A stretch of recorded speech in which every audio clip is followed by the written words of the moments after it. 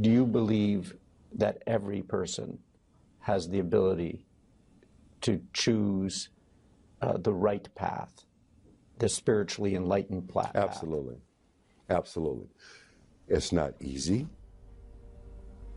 It can be tremendously difficult. It's easier to quit.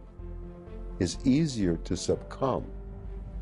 It's easier to give in, but to go forward, that's tremendously difficult. You want to be in the driver's seat of your own life, because if you're not, life will drive you. I always tell people, if no one thinks you're crazy, you're not yet operating to the outer limits of your potential. You're not there yet. Because somebody in your life should say, man, you really care about this in like a crazy way. And when you get there, you know you found your thing. And not everybody finds that.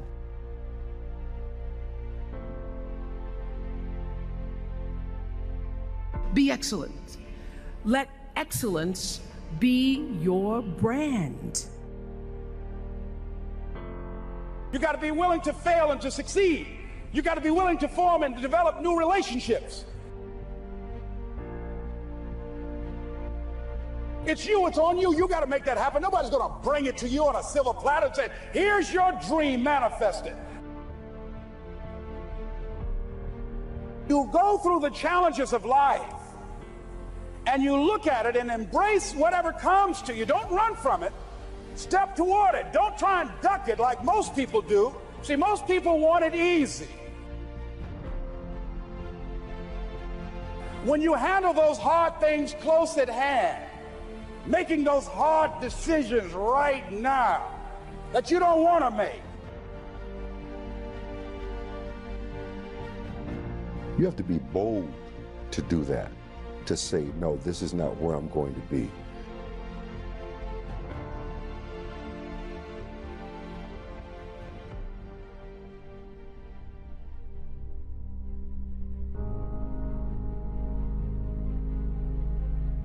The biggest choices begin and end with you, your internal big questions.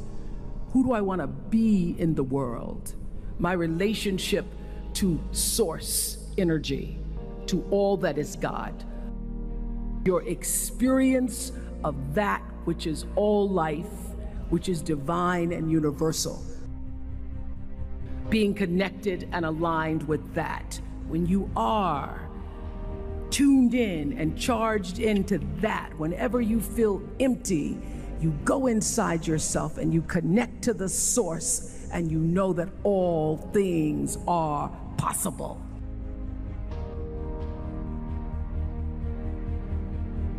The skill set only works if you have that mindset.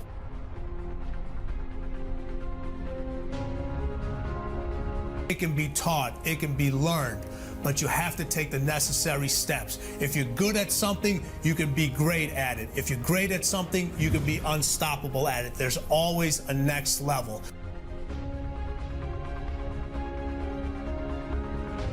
Don't let anybody tell you that it cannot be learned and it cannot be taught. It can be, and Relentless teaches you how.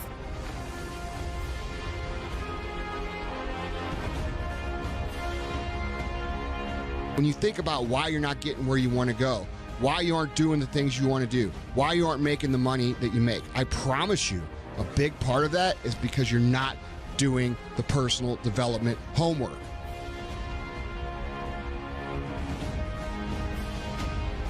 If you're doing that, you're making a commitment to that, you're doing it every fucking day, you will get better. And when you get better, you get paid more. When you get paid more, you're encouraged to do more of what got you paid more. So start the cycle, push the fucking ball down the hill and let it get rolling. Read your 10 fucking pages, guys. Do what you got to do, because here's the deal. If you don't do it, somebody else is going to fucking do it, and they're going to be the person that you're working for. Too many of you and too many people in society fall back on the word luck, not knowing the circumstances of someone else's success. 99% of people on earth fail because they believe in this fancy fairy tale bullshit, I'm not in control success fairy that flies down from the heavens and shits $100 bills on everybody's head. That's what people believe in.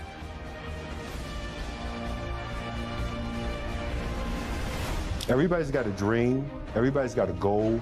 What's the plan? And your plan has got to have something I call the C5 complex.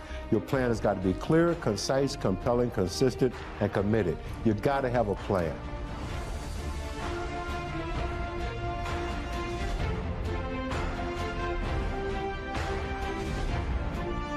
What are you going to do with the rest of your life? That's a trigger. That's the biggest trigger that I have ever experienced. What are you going to do the rest of your life?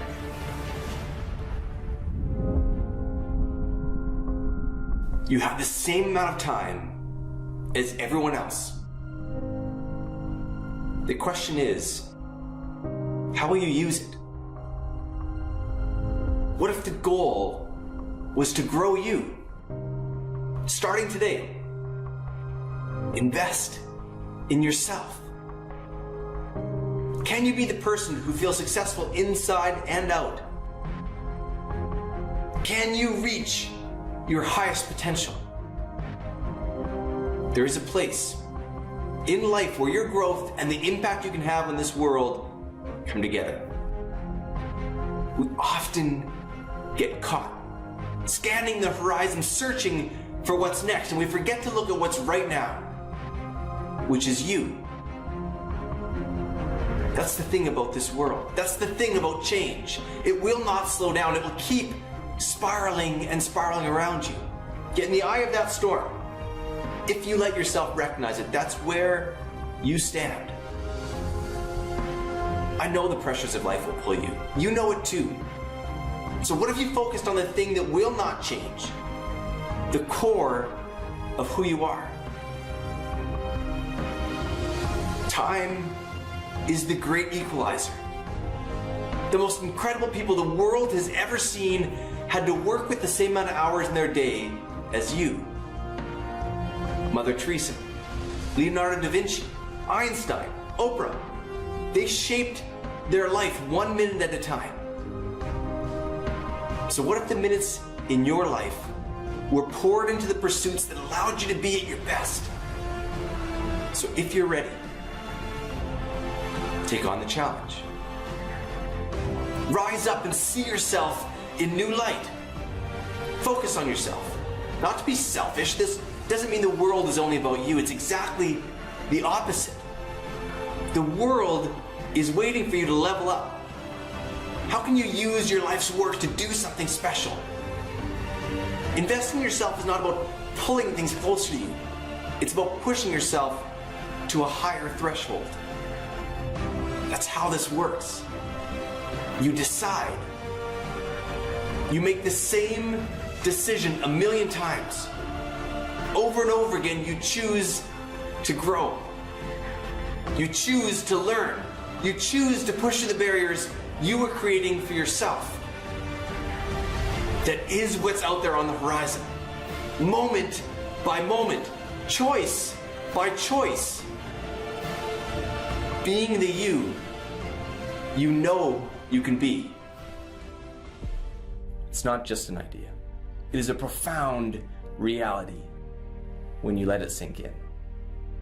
That your work is the opportunity of a lifetime. It's time to make it so. There is this thing that only humans do. This thing that shapes us into who we are. It's called work. Our way to make life better for ourselves and for others. There are few places where you get to dedicate so much focus to one pursuit.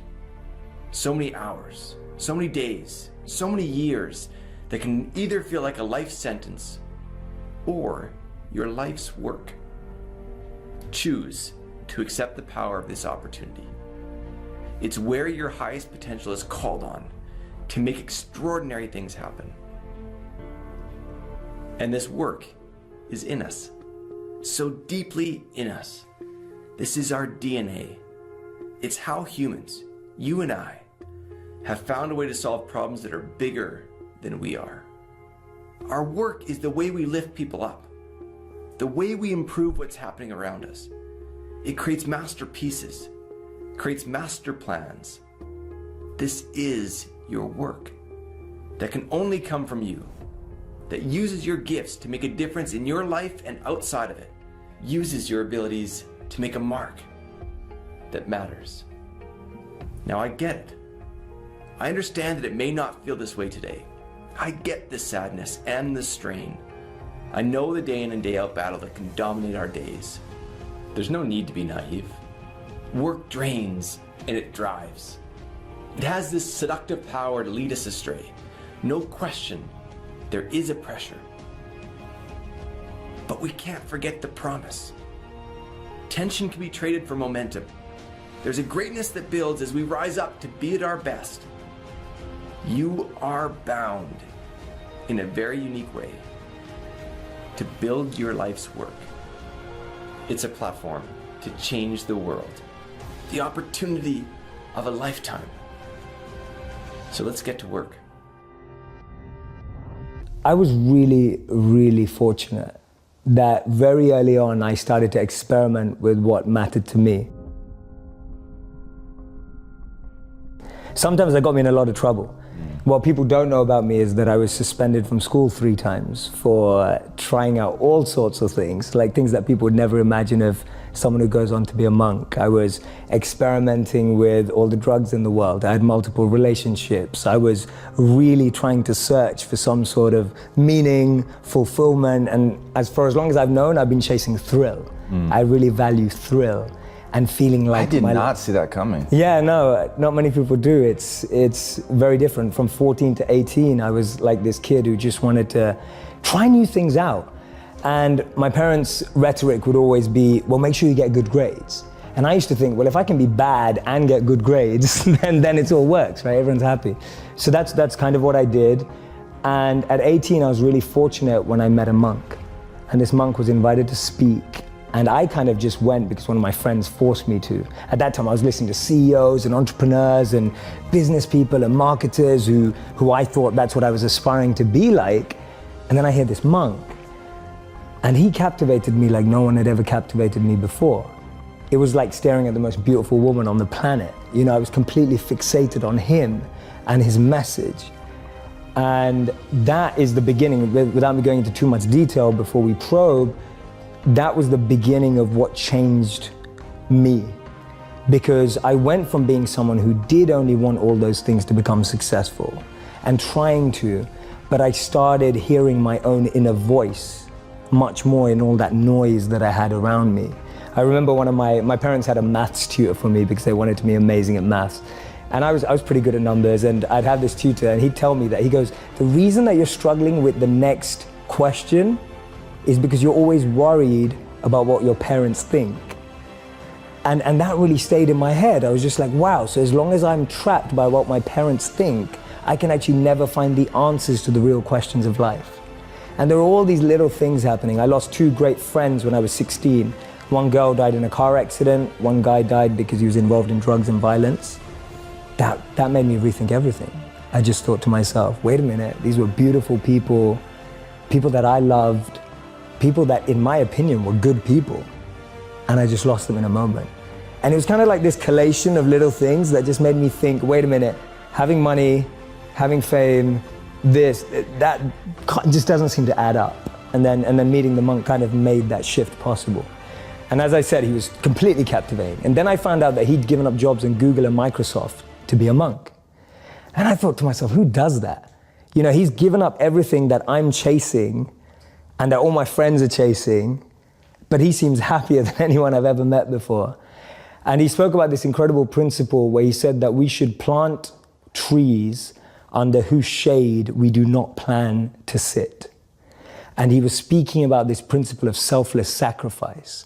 And that kind of just penetrated me right there. When he said the words selfless sacrifice, for the first time in my life, I felt a thrill about something that I'd never felt before. I thought, wow, giving up everything you have for the service of others sounds like the best thing you could possibly do. And I don't know why I had that thought, because I wasn't a spiritual kid growing up. I wasn't a religious kid growing up. I wasn't even a good kid growing up. I was just a rebel, a misfit, trying things out, an experimenter, which I still consider myself. And so what I started to do is I was interning at companies and firms and corporates, thinking I was getting a grad job afterwards. And then I'd spend the rest of my summer holidays interning in India, living with him as a monk. So I'd use all my summer and Christmas holidays to just be out there with the monks. And he introduced me to another 200 to 500 monks that were just like him, just as smart, just as bright, giving up everything they had and using all their skills to make the world a better place. I've always had friends who are older than me. And I could see a lot of them in the most successful careers, successful jobs, beautiful partners, whatever it was. But I saw a sense of lack of fulfillment, meaning, and purpose in their lives. And I've always been an observer, and I would see these people who are like 5 years older than me, 7 years older than me, maybe 10 years older than me. And I'd be watching them and go, is that the life I want? And often the advice I give to people today is fast forward where you are, look at yourself in 10, 15, 20 years time, and ask yourself the question, is that where I want to be? If you're in a company, look at the person who's 20 years ahead of you and ask yourself, is that where I want to be? If you're in a startup, look at where other startups have got to in similar roles and go, is that where I want to be? And if the answer is no, then you need to find a new path. And for me, the answer at that time from observing was no. The path that my parents or society or the university I went to or the community I had that was carving out for me, it didn't feel like the path for me. So I was almost seeking an alternative or a new path. I was just so fortunate that it happened to be an uplifting, powerful path as opposed to something that could have actually taken me down the wrong road, because that could have been possible too. So walk me through the first time you step off the plane in India. It's summer. And so I'm living there, I'm waking up. I'm almost doing all the practices, just as if you were shadowing a CEO. I'm just shadowing a monk. And so I'm just shadowing his lifestyle. So we wake up, he's like one of the most elite monks. So we're waking up at like 2 a.m. every day after sleeping at like 9 or 10 p.m. And then we study these ancient Vedas, which are 5,000 plus years old, together. And we spend 2 hours, and I'm studying with the best of the best here. So he can like analyze and assimilate, and I'm learning fast, taking notes. Then 4 a.m. we go to collective meditation. We do those practices with the other monks as well. 6 a.m. we have personal meditation. So I'm literally going through the life of a monk and falling in love with it step by step, going, wow, I've never had this experience before. I just threw myself in and I was practicing it to the T, right? It wasn't like, oh no, my back hurts when I sit on the floor, I can't stay here for too long. Or, you know, today when people are like, oh, I can't meditate for longer than 2 minutes. I was like, no, I'm gonna do it for 2 hours. If that's what they're doing, I'm gonna give it a go. Because I can only test, the hypothesis will only be true if the experiment is carried out to the degree that they are. So if the hypothesis is, if you live like this, you'll be happy, more fulfilled, then I want to do that. See, we live in echo chambers. We're just surrounded by the same thinking. How often do you bump into a monk? You know, it just doesn't happen. No one has a dinner party and goes, oh yeah, we just invited the monk, you know, from town, like the local monk. Like no one ever does that. And so we meet people who are just like us most of the time. And we talk about this in business all the time. If you want to be a billionaire, spend time with billionaires. If you want to be a millionaire, spend time with millionaires. If you want to be a tech startup, spend time with, you know, that's the common rhetoric that we hear all the time. But what if you want to find purpose and master the mind? There's no one better than a monk who's mastered the mind. So for me, the first step is just opening yourself up to new experiences and new role models. Because most of us can't see ourselves in people, so then we try and fit ourselves into the boxes that we do see. And I mean, there's this beautiful quote that I've been saying it everywhere, and I wish I wrote it, but I didn't. So it's by a philosopher and writer named Cooley. And he said that today, I'm not what I think I am. I'm not what you think I am. I am what I think you think I am. Right? And just let that blow your mind for a moment. It's so powerful. I'm not what I think I am. I'm not what you think I am. I am what I think you think I am. So we live in this perception of a perception of ourselves. Hence, my identity is made by what my parents think I should be. My identity is made up by what my college or university thinks I should achieve.